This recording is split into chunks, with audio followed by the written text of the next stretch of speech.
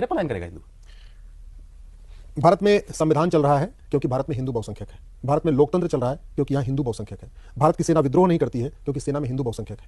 भारत के जो नौकरशाह है वो सत्ता परिवर्तन के लिए साजिश नहीं करते क्योंकि नौकरशाही में भी हिंदू बहुसंख्यक है। अगर भारत में जो कुछ ठीक चल रहा है, जो पाकिस्तान जो होता है वो भारत में नहीं होता, जो बांग्लादेश में होता है भारत में नहीं होता, उसका मूल कारण है कि भारत में हिंदू बहुसंख्यक है।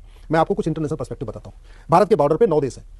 9 देश में 9 के 9 उनके टारगेट पे है कि 9 के 9 को उसको खुरासान कहते हैं, बेसिकली खुरासान प्रांत कहते हैं कि पूरे खुरासान पे गजवा हिंद करना। जब हम गजवा हिंद की बात करते हैं हिंदुस्तान को नहीं कन्वर्ट करना, उस पूरे खुरासान को ही कन्वर्ट कर देना। ये जिहादी डॉक्ट्रिन है। जिहादी डॉक्ट्रिन है, रिटन डॉक्यूमेंटेड है, मल्टीपल कॉन्स्पिरेसी थ्योरी नहीं है जिसको कई वामपंथी पत्रकार कहते हैं, ये तो बोलते हैं। दुनिया का सबसे बड़ा जमाती संगठन जो 150 देशों में काम करता है, जिसको रूस ने बैन किया, तजाकिस्तान ने बैन किया, उज्बेकिस्तान ने बैन किया है, विकिपीडिया पे अवेलेबल है, उसका मुख्यालय भारत में है। भारत का ही एक टुकड़ा अफगानिस्तान बन गया। अफगानिस्तान से हिंदू जैन बौद्ध सिख खत्म हो गए, अगड़े पिछड़े खत्म हो गए, ब्राह्मण क्षत्रिय वैश्य दलित खत्म हो गए। हिंदुस्तान का एक टुकड़ा पाकिस्तान बना, हिंदू जैन बौद्ध सिख खत्म हो गए, ब्राह्मण क्षत्रिय वैश्य दलित खत्म हो गए। हिंदुस्तान का एक टुकड़ा मालदीव था जहां चोल राजा राज किया करते थे, मालदीव से हिंदू जैन बौद्ध सिख खत्म हो गए। हिंदुस्तान का एक बांग्लादेश एक टुकड़ा था जिसको ईस्ट बंगाल कहते थे। भाई वेस्ट पंजाब पाकिस्तान में चला गया और ईस्ट बंगाल बांग्लादेश बन गया। ईस्ट बंगाल में हिंदू जैन बौद्ध सिख अभी जैसे सिंह साहब ने बताया 7% बचे हुए थे। अगले 2 से 3 साल के अंदर वो सब या तो कन्वर्ट हो जाएंगे या तो भाग जाएंगे। तो आपका बांग्लादेश भी हिंदू जैन बौद्ध सिख से खत्म हो चुका है। अब मैं आता हूं जो 5 देश बचे हुए। अब उनकी जो जमातियों की जो अगला टारगेट है, भारत, नेपाल, म्यांमार, श्रीलंका और भूटान। और इन 5 देशों में आप देखिए बहुत तेजी के साथ डेमोग्राफिक चेंज हो रहा है। भारत की बात मैं करूं, 28 राज्य हैं, 8 केंद्र शासित प्रदेश हो गए, टोटल हो गए 36 में से 9 राज्यों में हिंदू खत्म हो चुके हैं। भारत में 800 जिले हैं, 800 जिलों में से 200 जिलों में हिंदू खत्म हो चुके हैं, यानी 25% जिलों में खत्म हो चुके हैं। भारत में 6000 तहसीलें हैं, 6000 तहसीलों में से 1500 तहसीलों की डेमोग्राफी चेंज हो चुकी है, यानी 25% तहसीलों की डेमोग्राफी चेंज हो चुकी है। भारत के बॉर्डर पे 300 तहसीलें हैं, मतलब आपका चाहे गोवा बॉर्डर, चाहे आपका गुजरात बॉर्डर हो गया या राजस्थान बॉर्डर, समुद्री या लैंड बॉर्डर, जो हमारे बॉर्डर पे, उस पर टोटल 300 तहसीलें हैं। मैं कह रहा हूं कि आप इसको होम मिनिस्ट्री क्लेरिफाई कर ले, आईबी क्लेरिफाई कर ले, जिसको क्लेरिफाई, इसको मतलब सर्टिफाई कर सकता है जो बात मैं कह रहा हूं। 300 की 300 तहसीलों की डेमोग्राफी सौरभ जी बदल चुकी है। भारत में जब मैंने 2017 में पीएल फाइल किया था, जब उस पर मैं काम कर रहा था, उस समय में आंकड़े राज्यवार दिए थे कि भारत में 5 करोड़ घुसपैठी आ चुके हैं। अच्छा, डेमोग्राफी बदली कैसे जा रही है? सबसे बड़ा माध्यम घुसपैठ, उसके बाद नेक्स्ट धर्मांतरण, चौथा जनसंख्या विस्फोट, तीसरा जनसंख्या विस्फोट, चौथा ड्रग।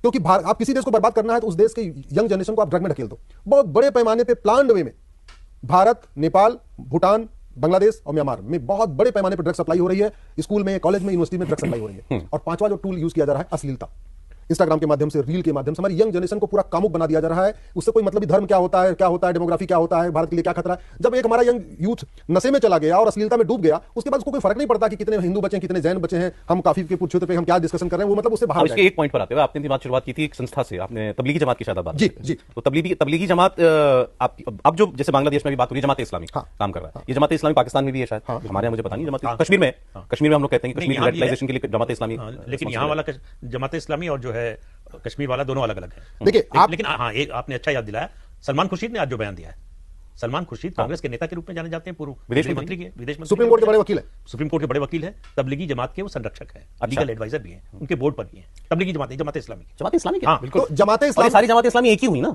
बांग्लादेश, भारत, पाकिस्तान से मिला के। आप सर, आप जितने नाम ले रहे हैं ना, आप टहनियों का नाम ले रहे हैं, आप पत्तों का नाम ले रहे हैं। For the record, Salman Khurshid आज इसलिए चर्चा में है क्योंकि उन्होंने कल एक बुक लॉन्च के मौके पर यह कहा है, जो बांग्लादेश में हुआ ये हिंदुस्तान में भी हो सकता है, लेकिन हिंदुस्तान मुल्क बहुत बड़ा है, इसलिए यहाँ चीजों को ट्रैवल करने में बहुत टाइम लगता है, इसलिए एक अचानक से वो विस्फोट नहीं हो सकता जैसा बांग्लादेश के अंदर हो गया। ये ऑन रिकॉर्ड उनका कहा हुआ स्टेट। अब ये जो खतरे हैं, इसके लिए ये खतरा सर, इसलिए मैं जहां आ रहा था वो बात रह गई कि ये सारी एक्टिविटीज हो रही हैं और आपने बताया ये सब इंटरकनेक्टेड हैं। वहां जमात इस्लामी तो कर रहा है ना बांग्लादेश में जो कुछ कर रहा है, जिनको ये सारे के सारे वेल कनेक्टेड हैं, वेल ऑर्गेनाइज्ड हैं। चाहे वो पाकिस्तान का जमात इस्लामी है, चाहे भारत का पीएफआई है, चाहे बांग्लादेश का जमात इस्लामी है, सब कनेक्टेड है। अल्टीमेट सोच है गजवा हिंद। अब मैं फिर से करेक्ट कर दूं, गजवा हिंद का मतलब केवल हिंदुस्तान से हिंदू खत्म नहीं करना, क्योंकि तो पूरी दुनिया में इस्लाम, जैन, बौद्ध, सिख और हिंदू, ये सब हिंदू ही हैं। हम अपने को मानते हैं कि मैं तो, आप जैन हैं, आप बौद्ध हैं, आप सिख हैं, हिंदू हैं, नहीं। गजवा हिंद का मतलब सारे के सारे, और बड़ी सक्सेसफुली भारत का हिस्सा अफगानिस्तान, भारत का हिस्सा पाकिस्तान, भारत का हिस्सा मालदीव, भारत का हिस्सा आपका बांग्लादेश ऑलरेडी कन्वर्ट हो चुका है। बांग्लादेश में जो खेल चल रहा है, और भारत के अंदर विदिन, और बड़े प्लान में उन्होंने भारत के अंदर